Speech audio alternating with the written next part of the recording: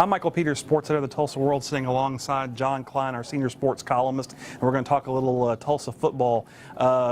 It's a first game, early game, their first home opener, true home opener since 2006.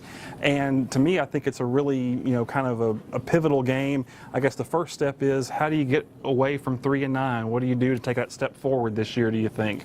Well, a year ago, they went to Bowling Green and got completely run off the field, and that, unfortunately, set the tone for the whole year. And I think that's something they want to avoid this year. The game is at home. It's a game that they can win. It's a game they were very competitive in a year ago.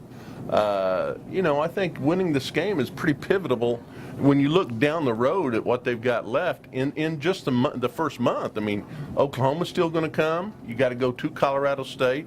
This is a big game. I think this is a game that they can put last year behind them, and Bill says they've already done that, but they can really do that by winning this game on Thursday. Well, I talked to, and when Barry Lewis and I talk about Tulsa football quite a bit in the office, one of the things I tell him is I don't know that I've ever seen a season opener be more indicative of the rest of the year than what Tulsa's was against Bowling Green last year. It was amazing how that game pretty much was the entire year and what that team looked like all year. That's why, to me, this is such a huge game, because if you lose this game, I'm not sure how many games they can really win, whereas if you win this game, I think you can build some momentum, and you still have Temple on the schedule and Memphis on the schedule, Texas State, Florida Atlantic, Colorado State. Like you say, there's a lot of winnable games to perhaps get yourself bowl eligible if you can take this first step. If you can't take this first step, I don't know where the first step comes from. You said something you and Barry mentioned the last game, or the first game last year.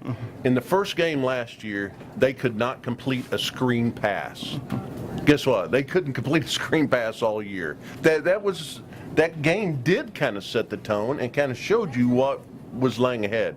So I think this year, with the changed offense, what they've tried to do to make the offense fit Dane Evans better, I believe that their defense was good enough by mid-season last year to have a winning football team, but by then the offense had just cratered. So I think there's some hope for them. If they can get their offense going a little bit, I think their defense is going to be pretty darn good. Well, I think at the end of the year last year, they decided they were going to lose some of those games. I mean, some of those games like North Texas and some of those teams that just kind of blew them out, where they didn't, because they played Marshall. They got way behind and then came back in that game, and Marshall had a good year last year. So I think they were skilled enough to win some of those games. But by the end of the year, they had kind of given up on it a little bit. And so that brings us to Bill Blankenship. Bill Blankenship, perhaps, one of the best known alumni of the school. He's been able to tie in not only the TU tradition back into this current team, but also the best of what high schools have to offer here in the state of Oklahoma with his tradition at Union. This is kind of a pivotal year for him as well. What does he have to do to take Tulsa's coach? Win more than they lose, I think. And I think that's a very real possibility. They will do at least that. Look, TU's had, Dave Rader was there for a very long time, had a lot of struggles, had some good years too at the start. Bill had 2 really great years to start. He just had a bad year last year. But they've only had 3 bad years in the last 11. And usually they've been able to follow up those bad years with good years. Here's another test of that. Is the program on stable enough ground? Are they on firm enough foundation that they're going to be able to jump right out there and get back into the winning mode and go to a bowl?